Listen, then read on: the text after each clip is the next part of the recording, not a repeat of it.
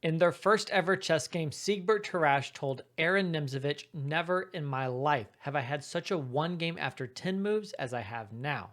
And Nimzowitsch was like, It became personal with me. so began one of the greatest rivalries in chess, a rivalry that was often contested off the board in writing. However, it did occasionally manifest in over the board drama, such as in this, our number 3 best chess game of the 1910s. Nimzowitsch opens the game here with pawn to d4, and we see d5, knight f3, and pawn to c5. This c5 thrust against pawn to d4 openings was a trademark of Seigbert Tarrasch's. The opening is named after him, although he usually didn't play it on move 2. At least that's not the way it's played today. He's really going for activity, and often he is willing to accept an isolated pawn. Now, we get the move pawn c4, pawn to e6, e3, knight f6, bishop to d3, knight c6, castles, bishop to d6, and pawn to b3. This kind of setup from Nimzowitsch is very, very natural, and in general, the opening play from both players is quite natural. One could say classical, although Nimzowitsch didn't really like the classical label, while Tarrasch was famous for it.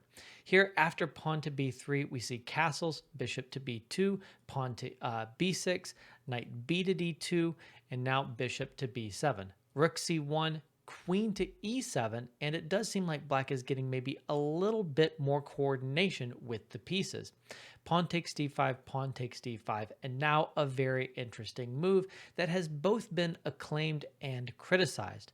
It is the move knight to h4. Now, obviously, knights on the rim are grim, and we try not to put our knights on the edge of the board. But this knight jump does have a very intentional purpose. The idea is to go knight to f5. Obviously, the knight would be great on f5, and very likely it would capture on d6 and pick up the bishop pair. Now, this knight is not going to be allowed to go to f5. The move g6 is very natural for black and must have been anticipated. In fact, the whole point of knight to h4 is to induce this move pawn to g6. This loses time, but on the other hand, this bishop now has tremendous potential. The question in this game is simply if the loss of time is worth the weaknesses in black's position. And it seems like the answer is no, although nothing is at all decided yet. There's still lots of interesting opportunities for both players in the game. But black does seem to benefit from the gain in time versus white not really being able to exploit the long diagonal. So the knight immediately hops back to f3, and now rook over to d8, pawn takes c5, and pawn takes c5. These are known as hanging pawns, not isolated pawns, but they have some of the same weaknesses because they lack brethren on these files here to support them. They do need support from pieces. But hanging pawns also have dynamic potential. They obviously control a lot of critical central squares right here, and there's always the potential for the advance of one of the pawns to clear a path and open up a lot of attacking lines. So we now get bishop to b5, knight to e4. You'd like to eliminate this knight, but of course that's not really doable because after knight takes, pawn takes, if you move this knight, then you're running into tactics here. Bishop takes h2 is in the offing, and really the big problem here is the opening of the d file, creating all kinds of issues for white, and in fact white is close to losing.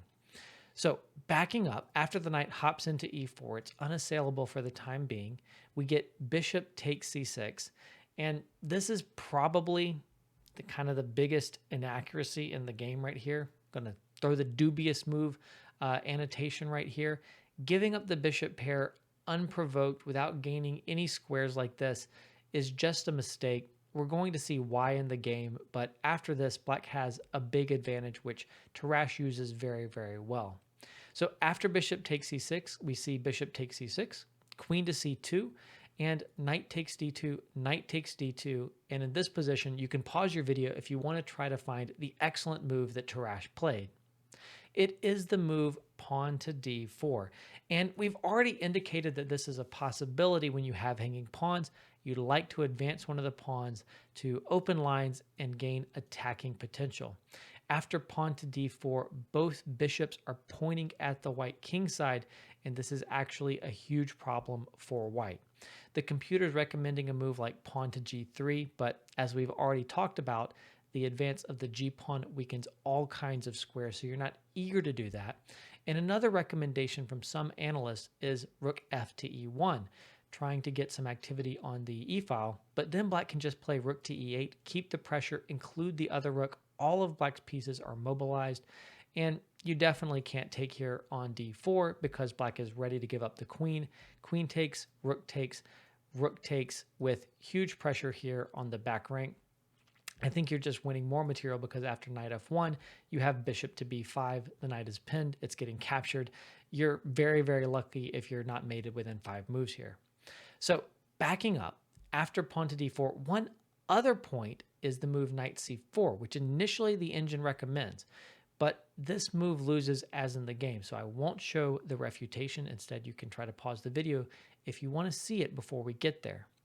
In the game, Nimzowitsch plays the natural move pawn takes d4, which loses on the spot, although there was potentially here a better move than what Tarrasch played. In fact, both bishop sacrifices, bishop takes h2 and bishop takes g2, are very tempting. And it's likely that Tarrasch was inspired by a previous game, Lasker versus Bauer, which started with the capture on h2 and followed up with the capture on g2. But if instead he had played bishop takes g2 here, he would have finished a little more incisively. And the point here is that after king takes g2, which if you're not doing this, then your position's just terrible. You're absolutely getting crushed. So bishop takes g2, king takes g2, basically forced. Black can here play the move queen to g5 check. A little intermediate check, pushing the king back to h1 if he doesn't want to step into the open, which is very, very bad for a dozen reasons. And now black can play queen to f4.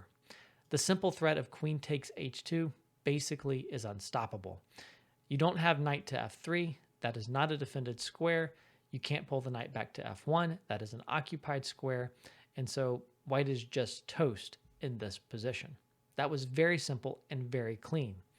But Tarrasch finds a different solution, which is more aesthetic, so we can appreciate that he went for it. After pawn takes d4, he did go for bishop takes h2, which is also strong and also deserves an exclamation point. It's just more complicated.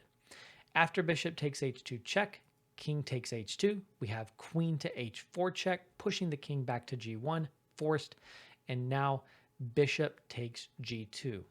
The very, very famous double bishop sacrifice. And this is one of the most famous examples of this sacrifice.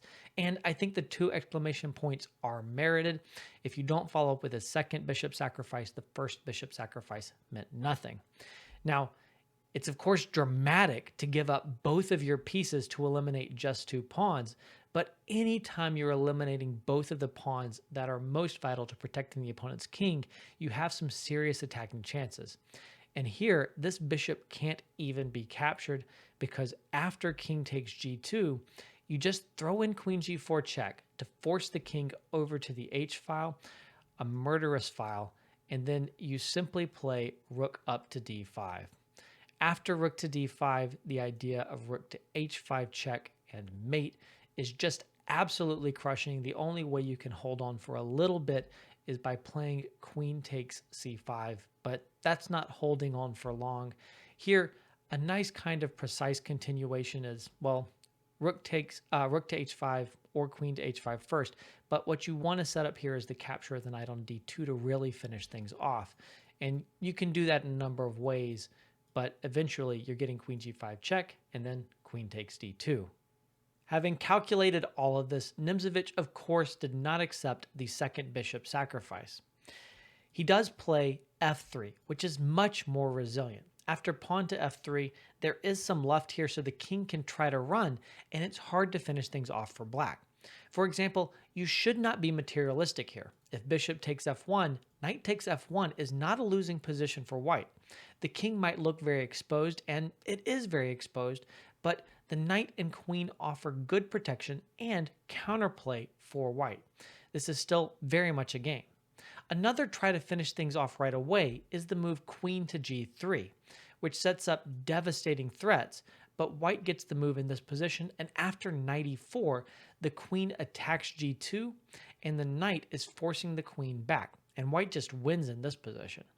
So the right move is what is played by Tarrasch, rook f to e8, calmly bringing in more attacking pieces. And you still can't capture the bishop. After king takes g2, simply rook to e2 check is forcing mate. So, in this position, after rook f e8, Nimzowitsch tries knight to e4, a very good effort. He is here opening up the queen to help defend along the second rank, and he's also trying to get some checks with the knight that could create serious counterplay and maybe win some material. Tarrasch continues in a forcing fashion. Queen to h1 check, king to f2, and now bishop takes f1. And frustratingly for Nimzowitsch, it's not possible to capture here because after rook takes, there's queen h2 with a skewer and the white queen falls. So after bishop takes f1, there's pawn to d5, opening up this bishop here and trying for counterplay. Now we get pawn to f5, the best move, giving the king room to maneuver and obviously attacking the knight and trying to clear out the e-file. Queen to c3, huge threats. We have the idea now of queen to g7 checkmate. So in this position, it is imperative for Tarrasch to continue with forcing moves. Otherwise, he's going to be the one to lose the game. Queen to g2 check. And obviously, you can't pull back with king e1 because of mate. So you have to run into the middle of the board, king up to e3. Now, in this position, after rook takes e4, which is excellent, the strongest move, there was a faster finish. After pawn takes e4, you can finish things with queen to g3 check, the most efficient finish and one that was missed by Tarrasch. Here, the king is forced back, and then after queen check, the king has to pull back to d1, and queen to e2 is checkmate. So that would have been very efficient, but instead he finds another beautiful way to conclude things. He's going to play a king hunt that is going to drag the white king all the way up the board. Pawn to f4 check, the king must capture, king takes f4, and then rook to f8 check. The king can't pull back to e3 because in this position you can zig around with these checks and force mate, or you could just look for the skewer to win material and win the game. Or actually, you have multiple forced checkmates in one. Queen e2, queen to f3, queen to f2, and rook to f3 are all forced checkmates in one. There's so many ways to finish, and I'm not even seeing the fastest ways. So after rook to f8 check, the king is forced up to e5. And now queen to h2 check. The king can't pull back because this square is covered, so the king is forced to e6. And now we have rook over to e8 check. And in this position, you can try to run in two different directions with the king, but it's mate either way. If you go to f6, king f6 right here, you have queen to f4 and checkmate. So in the game, the king runs to d7, and the actual conclusion to this game is bishop to b5, checkmate. The king is forced almost to the exact opposite side of the board and is checkmated in a perfect fashion with a combination of the queen and the bishop and the rook with a pure mate in which all of the pieces are covering just one of the king's flight squares. So obviously this was a great triumph for Tarrasch, who also in this round of the Great St. Petersburg Tournament of 1914, in which this game was played, finished tied for second with Lasker at a much more advanced age than the other competitors. I hope that you've enjoyed this game, and if you want to see more great games like this from the 1910s, then simply click on that playlist that is popping up on your screen as I speak.